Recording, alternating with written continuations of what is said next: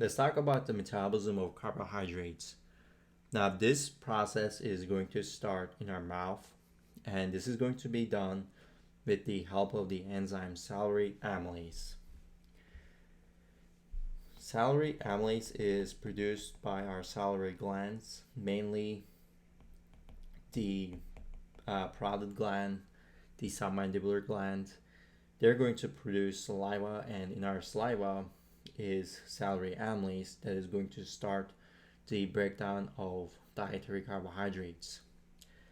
Once these carbohydrates reach the interstitial lumen of our small intestine, it is going to be further metabolized into oligosaccharides with the help of pancreatic amylase, which has pretty much the same function as salivary amylase. These two enzymes are going to help break down the dietary carbohydrates into oligosaccharides. And then is going to be able to be metabolized into monosaccharides like glucose, galactose, and fructose. How are we able to break down oligosaccharides into monosaccharides? Well, this is done with the help of brush border enzymes. These enzymes are found in the microvilli of our small intestine. So here's an example.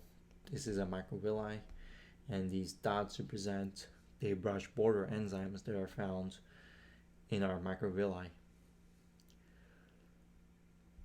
The microvilli is crucial for breaking down the allosaccharides into monosaccharides.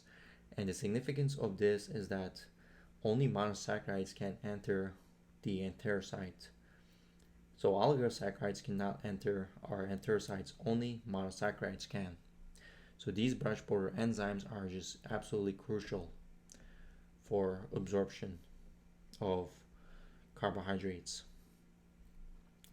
Now, there are four big brush border enzymes that we need to be familiar with. This is lactase. All right, so if you don't have lactase, some people don't have this, and so they're not going to be able to break down lactose, which is found in cheese and milk. We have glucoamylase, we have isomaltase, and we have sucrase. All right, so these brush border enzymes are going to help metabolize oligosaccharides into monosaccharides. Now that we have these monosaccharides, they're going to be able to enter the enterocyte.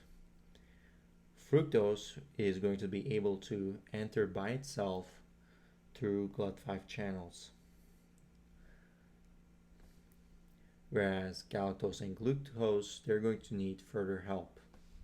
On the basolateral side of our enterocytes is a sodium-potassium channel.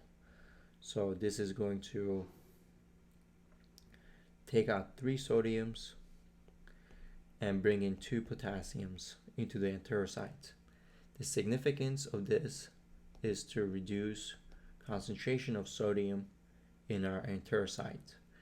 Now, if we decrease the concentration of sodium in our enterocyte, this is going to create a concentration gradient with our lumen. All right, so in our lumen, there's going to be higher levels of sodium than the enterocyte. And we can utilize this concentration gradient in order to bring galactose and glucose into the enterocyte through the SGLT1 transporter. This is the sodium glucose transporter. So S for sodium, GL for glucose, T for transporter. Now that these monosaccharides are in our enterocyte, they can then enter the blood vessel to go to the liver, where they can be used in metabolic processes. So if we are eating, the main metabolic process that is going to happen is glycogenesis, which is going to utilize these monosaccharides for short-term energy storage. So these glycogen stores can be quickly used when we need a quick energy source. This blood vessel that is going to take these monosaccharides into the liver is going to be the hepatic portal vein, which is a vein that is made up of a collection of different veins like the pancreatic vein, gastric vein, superior and inferior mesenteric vein. And so these monosaccharides are going to enter the hepatic portal vein, going to be transported to the liver, where they can be used in metabolic processes like glycolysis and glycogenesis.